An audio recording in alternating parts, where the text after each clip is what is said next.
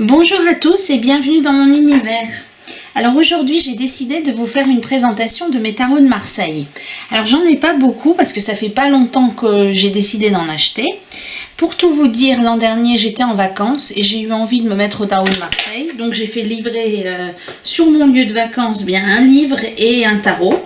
Alors j'ai pas pris un tarot de Marseille classique parce que je l'ai trouvé moche.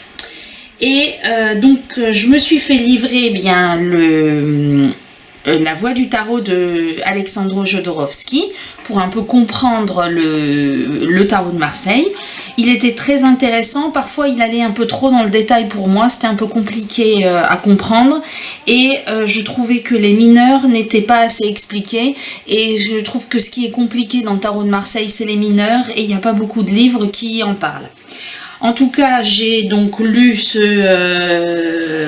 livre en même temps que j'ai acheté le seul tarot de Marseille qui me plaisait, c'était le tarot noir. Donc il se présente de la façon suivante, il y a un très beau livret, alors il ne faut pas trop l'ouvrir parce que les pages s'enlèvent.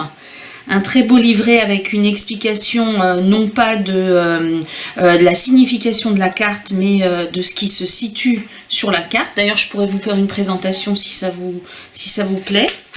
Et le tarot se présente de la façon suivante. Alors, attendez, voilà.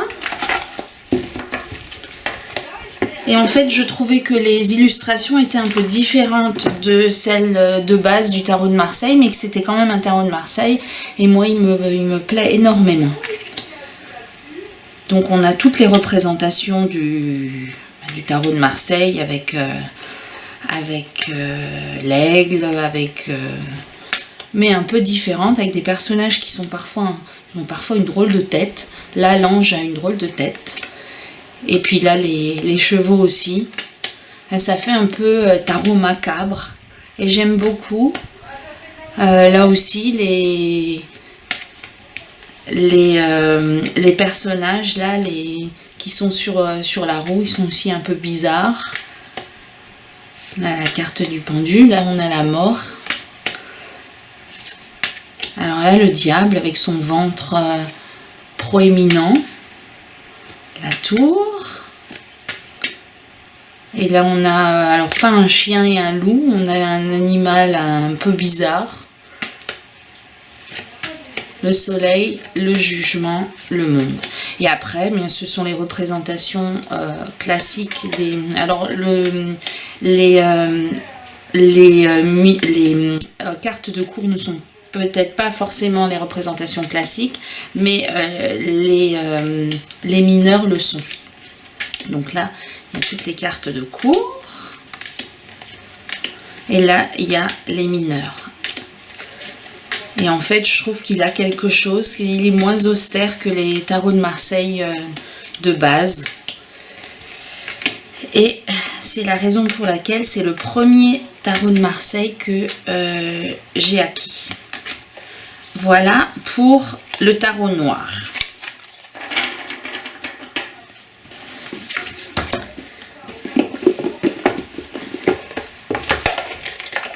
Alors la boîte est grande, il prend un peu de place, les tranches sont dorées, donc il faut toujours faire attention pour pas qu'il se casse.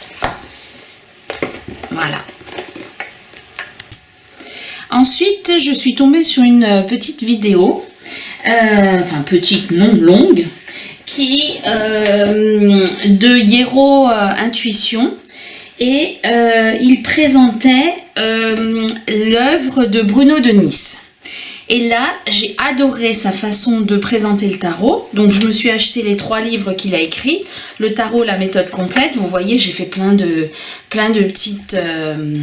j'ai pris plein de notes. Et ce que j'ai adoré dans sa méthode, c'est qu'il donnait la définition des cartes, mais ensuite, il expliquait de façon très claire et très synthétique la façon d'analyser les cartes avec plein d'exemples. Et il a d'ailleurs son 2e livre, Pratique de la divination, il y a encore plus d'exemples que dans le tarot méthode complète, avec des explications pour pratiquer la divination avec le tarot. Et ensuite, il a fait un tarot exercice et corrigé. Alors là, pareil, avec plein de tirages, plein d'explications. Et vous savez que, non, vous ne savez pas d'ailleurs, que je suis... j'ai fait des études, au lycée j'ai fait un bac scientifique et j'aime bien ce qui est carré, ce qui est expliqué, et j'ai du mal quand on me dit qu'il faut poser les cartes et qu'il faut se laisser aller, parce que se laisser aller, il y a des cartes qui sont positives, il y a des cartes qui sont négatives, et moi j'ai du mal à me laisser aller, j'aime bien avoir une feuille de route. Et donc dans la méthode complète de Bruno de Nice, eh bien j'ai eu cette feuille de route, et donc j'ai acheté le tarot qu'il a créé, donc le grand tarot universel. Alors la seule chose que je regrette, c'est qu'il n'utilise pas les mineurs. Il y a un tirage avec les mineurs, mais il est complémentaire au tirage avec les majeurs, et je trouve ça dommage d'avoir 78 lames et d'en utiliser que 22. Mais bon, ça ne regarde que moi. Donc voilà le tarot de Bruno de Nice. Donc ce sont les représentations habituelles du tarot de Marseille.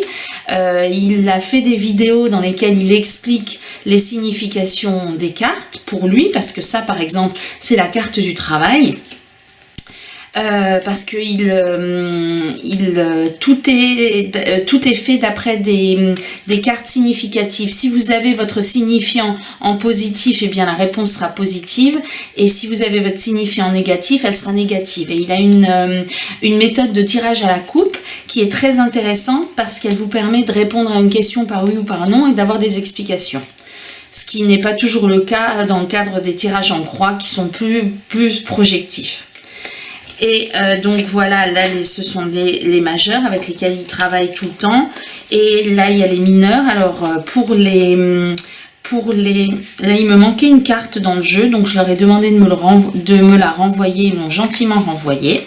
Donc là il a pour les mineurs, pour les bâtons, eh bien le fond est vert, voilà. Pour les coupes, le fond est bleu. Donc elles ne sont pas dans l'ordre parce que je les ai déjà utilisées, parce que j'essaie quand même de les utiliser bien que la méthode ne se fasse qu'avec les majeurs. Pour les deniers, le fond est jaune, c'est bien pour les débutants. Et pour les épées, le fond est rouge. Alors c'est pas forcément super joli, mais pour les débutants c'est bien parce qu'on voit tout de suite de quelle suite il s'agit. Et donc cette méthode-là, alors c'est un investissement en temps et en argent, mais sur son site, on peut les avoir beaucoup moins chers que sur d'autres sites ou sur Amazon, parce que sur son site, il a encore tous les livres et ils sont encore à des prix raisonnables. En tout cas, cette méthode me plaît beaucoup et j'essaye de l'appliquer, mais comme vous le verrez dès maintenant, j'ai trouvé une autre méthode qui me plaît encore mieux, donc j'alterne et je fais souvent des tirages avec les deux méthodes pour voir si ça me donne les mêmes résultats. Alors ensuite, donc toujours sur la même chaîne de Hiero Intuition, j'ai découvert Chris Hadar. Et alors là, eh bien, je pense qu'il était encore plus, qu'il y avait encore plus de méthodes que Bruno de Nice. Et donc, alors lui, c'est un pavé, hein. Il y a le grand livre du tarot. Alors, il y a plein de choses, plein d'explications qui sont un peu du blabla. Donc, ça, on passe. Mais après, il y a de vraies explications sur les lames, sur des méthodes d'interprétation, alors, j'ai pas encore fait le tirage astrologique. En tout cas, lui a résumé plein de choses dans ses tableaux. Et en fait, c'est un peu un jeu de piste quand quand vous apprenez à tirer avec les cartes, eh bien il vous dit la première position, eh bien c'est la position du consultant, la deuxième position c'est la situation extérieure, et donc vous avez dans les tableaux eh bien des tableaux spécifiques à la première position, les principes et leurs domaines. Vous avez le caractère psychologique des lames, parce qu'il y a des positions, eh bien c'est le caractère psychologique des personnages, donc il faut plutôt regarder dans l'état psychologique. Alors vous pouvez lame par lame, par exemple, là il y a la tempérance, il y a l'explication, l'enseignement de la lame, avec la vie professionnelle, si elle est positive parce qu'il travaille avec les cartes renversées, ce que ne fait pas Bruno de Nice. Donc vous avez les cartes positives, les cartes négatives, les positions positives et les positions renversées, pardon, la vie affective avec les deux positions, la vie psychique et le caractère des personnages quand vous cherchez à déterminer le caractère de quelqu'un. Et ensuite vous avez ces fameux tableaux où il a résumé les caractères psychologiques des lames, où il a résumé les énergies, quand elles sont positives, quand elles sont négatives. En tout cas, il y a plein de façons d'appréhender les tirages. Donc là, j'ai repris les majeurs, là j'ai repris ces tableaux. Ensuite, il parle des polarités des lames du tarot, et là vous avez des tirages, donc des explications bien circonstanciées de chaque tirage avec un carnet de route, voilà, une méthode avec en point 1 il faut regarder ça, en point 2, en point 3. Moi j'aime bien quand on est guidé et que la méthode ne change pas en fonction des humeurs, que ce soit une vraie méthode et qu'il y ait un vrai résultat. Et donc j'ai pris le grand livre du tarot de Chris Hadar, le tirage en croix de Chris Hadar. Alors là vous avez plein d'exemples. J'ai pas encore évidemment tout fait parce qu'il faut un peu de temps, mais j'y travaille. Et là il y a le tirage astrologique. Donc là c'est quand on n'a pas une question en particulier, on fait un tirage astrologique. Et celui-là je l'ai emmené en vacances pour le traiter, mais bien évidemment en vacances on a plein d'idées et on ne fait pas toujours ce qu'on a décidé de faire. En tout état de cause, j'ai acheté le tarot qui va avec, donc c'est le véritable tarot de Marseille de Chris Hadar, et alors je crois que c'est mon tarot de Marseille qui ressemble le plus au vrai tarot de Marseille. Donc voilà les lames, donc il vous explique pourquoi la papesse a un... Et il nous explique en fait que sur cette carte, la papesse a un genre d'aura qui va vers le ciel, et que ça, c'est ce qui était représenté sur les anciens tarots de Marseille et que les nouveaux n'ont pas forcément repris. Et donc il nous explique aussi pourquoi la croix là est convexe et celle-là est concave. Parce que l'une émet pour que l'autre reçoive. Alors, pour lui, le travail est représenté par l'empereur, alors que pour Chris Hadar, c'est le chariot. Donc, il y a un peu des différences sur les significatifs, mais lui ne travaille pas forcément avec les significatifs. Et quand une carte est à l'envers, ben, il l'analyse en négatif. Par contre, il vous explique que... psychologiquement, pour la rendre à l'endroit, eh bien il faut suivre un certain processus. Voilà, alors lui aussi il travaille exclusivement avec les majeurs, ce que je trouve très dommage. Donc voilà, on a les mineurs qui sont eux plus conformes au tarot de Marseille. Alors j'aimerais bien, j'ai trouvé un livre, je vous en parle tout à l'heure, j'aurais bien aimé un livre avec des tirages avec les mineurs, ou au moins qui précise les tirages avec les majeurs, mais il y a beaucoup d'auteurs qui disent que les mineurs, eh bien, elles embrouillent. Pour moi, si un tirage doit être clair, eh bien, il ne doit pas être embrouillé par les mineurs, il doit être conforté par les mineurs. Donc, je trouve ça vraiment dommage qu'on ne les utilise pas. Et je trouve aussi dommage qu'il n'y ait pas de livre qui explique vraiment les mineurs, parce qu'il y en a beaucoup qui les assimilent au rider, et en fait il y a plein de cartes dont les significations ne sont pas du tout les mêmes dans le rider et dans le tarot de Marseille, et je trouve ça dommage qu'on prenne un tarot de Marseille pour dire que les significations sont celles du rider. Mais ce n'est que mon avis. Donc voilà le tarot de Marseille de Chris Hadar. Et dans la droite lignée de cet achat, eh bien j'ai découvert Sébastien Michel. Et je pense que Sébastien Michel, eh bien c'est celui qui a la vision la plus facile, parce qu'en fait c'est il a appris le tarot avec Chris Hadar, mais il est beaucoup plus il y a beaucoup moins de détails que dans les livres de Chris Hadar. Donc lui a fait plusieurs livres, le théâtre du tarot, donc où il vous explique selon la position des lames. Alors déjà il vous indique que chaque lame a un certain nombre de mots-clés qu'il utilise à chaque fois, donc en positif et en négatif. Donc c'est beaucoup plus facile d'analyser des tirages avec sa méthode, parce qu'il n'y a pas 50 façons d'analyser les cartes. Donc lui aussi a une méthode bien complète, avec les positions, avec les interprétations, l'ordre dans lesquels il faut retourner les cartes. Et donc il a des tirages complets comme celui-là, où il a des tirages en croix simplifiés qui sont beaucoup plus rapides. Et il a une chaîne également dans laquelle il explique les significations des cartes, il explique les significations des tirages, et je pense que quand j'aurai un peu plus le temps, je prendrai une formation avec lui, parce qu'il est vraiment très intéressant.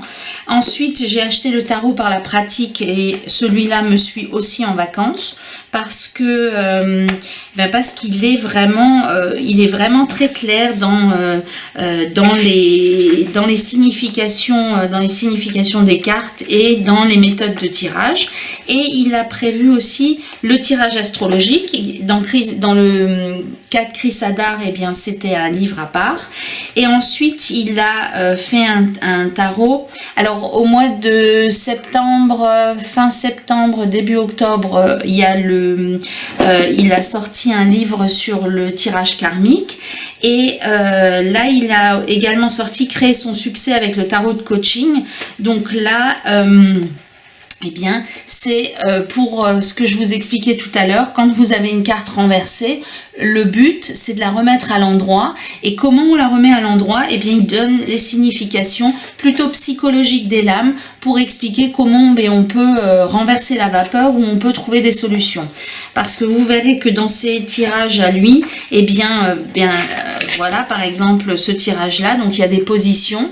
Et là, il y a des positions un peu psychologiques, et donc il vous explique si les cartes sont à l'envers, et bien comment les retourner. Et ça, c'est dans le Créer son succès avec le tarot de coaching. Alors lui, au départ, bien il a travaillé avec le tarot de Marseille de Chris Hadar, et il a créé son propre tarot. Alors celui-là, je ne l'ai pas acheté parce que j'ai déjà 2 tarots de Marseille, et puis ça me va très bien. Voilà pour les tarots qui allaient avec les livres d'explication. Et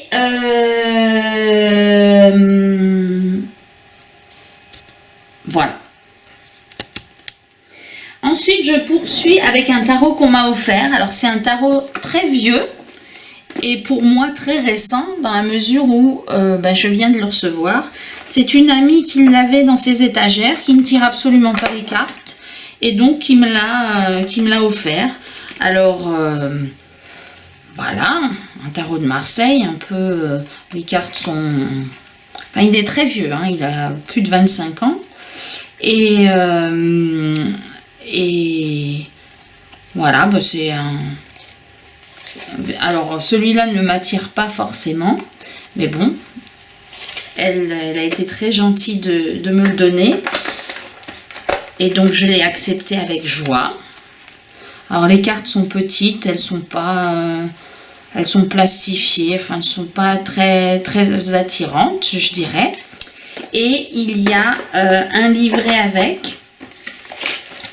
Et ce livret, à la différence des autres livres, eh bien, il explique les lames mineures. Donc ça, c'est très intéressant. Il explique les lames mineures en lame droite et en lame renversée. Et il explique les combinaisons avec d'autres cartes. Par exemple, le 9 d'épée avec le jugement, le 9 d'épée avec la justice. Donc ça, c'est l'un des seuls livres que j'ai qui représente vraiment les définitions des mineurs dans le tarot de Marseille et pas dans le Rider. Donc ça, c'est le dernier que j'ai reçu et qui en fait est le plus ancien. Oh, j'arrive jamais à le fermer.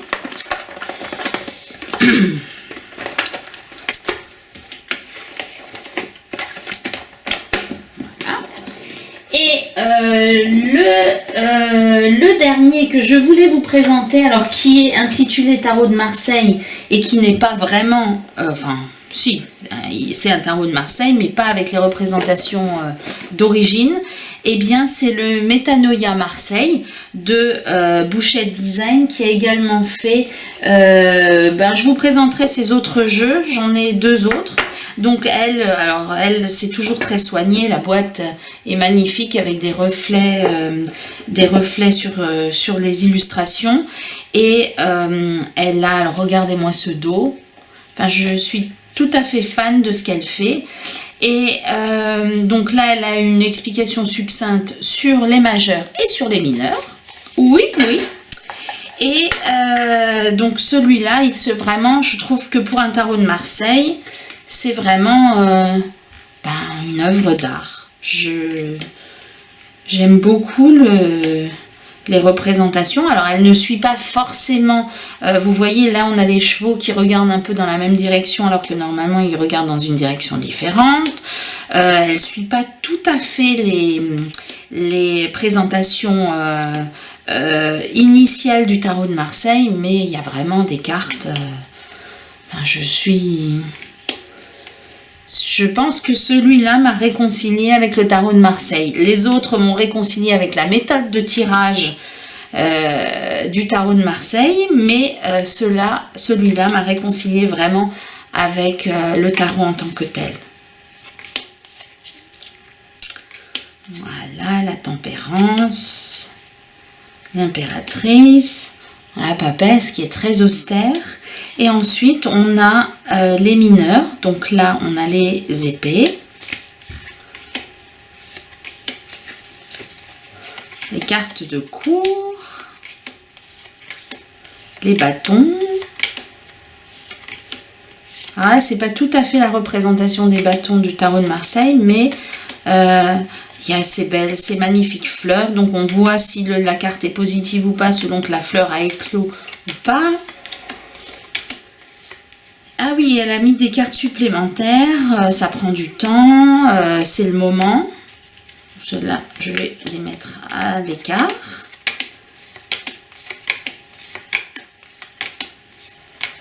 Et donc elle, elle nous présente ces cartes. Par contre, elle ne présente pas de méthode de tirage. Donc c'est toujours bien d'avoir des livres à côté avec des méthodes de tirage, parce que je trouve que le tarot de Marseille, c'est pas vraiment comme le Rider. Le Rider, on peut lui demander plein de choses de la vie de tous les jours. Le tarot de Marseille, je trouve qu'il a des énergies un peu différentes et que je lui pose des questions plus sérieuses. Voilà.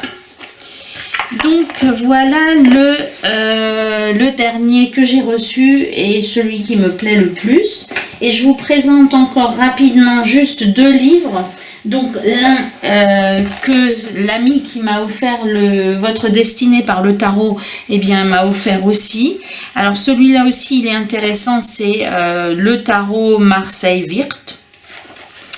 Avec plein de tirages.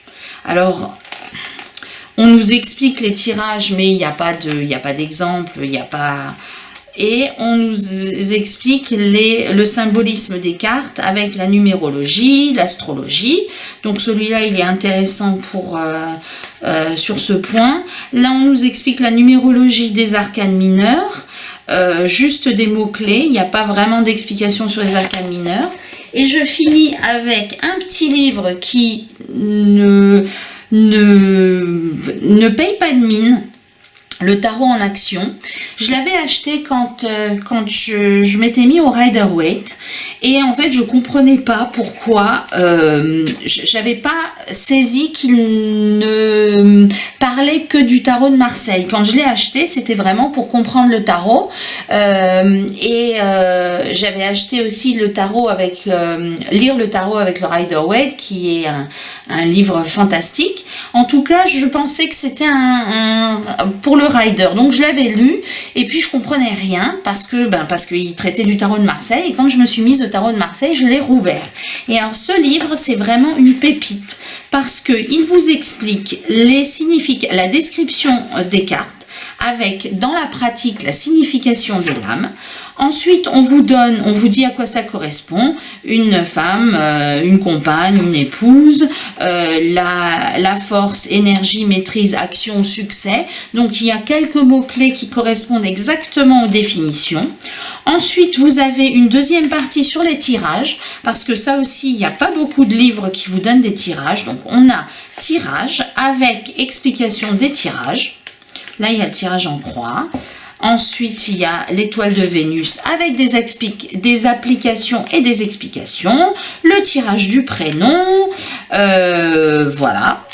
Et ensuite, vous avez toute une partie sur les arcanes mineurs avec des mots-clés par arcane et avec des explications qui correspondent vraiment à la carte. Parce que, par exemple, le 10 de bâton, dans le Rider, c'est une personne qui a un poids sur le dos, donc elle est à bout. Alors que dans le Marseille, eh bien, on a les fleurs qui sortent des épées, et c'est une lame de réussite. Et il n'y a que dans ce livre-là qu'on a les vraies significations des mineurs du tarot de Marseille. Et donc voilà, le 10 d'épée par exemple, dans le Rider, eh bien c'est la fin de quelque chose. On a la personne qui est transpercée par ses lames et qui est à terre, et là, eh bien on agit puissamment sur l'entourage et sur les événements, on concrétise quelque chose. Donc là, on a les vraies significations, et on a de manière très étonnante des tirages avec les arcanes mineurs et avec les arcanes majeures. Donc quand on veut faire des tirages concrets, alors il y a la méthode de Chris Hadar et de Sébastien Michel qui est très bien pour des tirages complets, quand on veut vraiment s'investir dans le jeu. Mais ce petit livre-là, Le Tarot en action, à 12 € de Laurence Pellegrini, je le trouve vraiment fantastique. Voilà, j'espère que cette présentation vous aura plu. N'hésitez pas à me faire vos retours en commentaire, et à bientôt.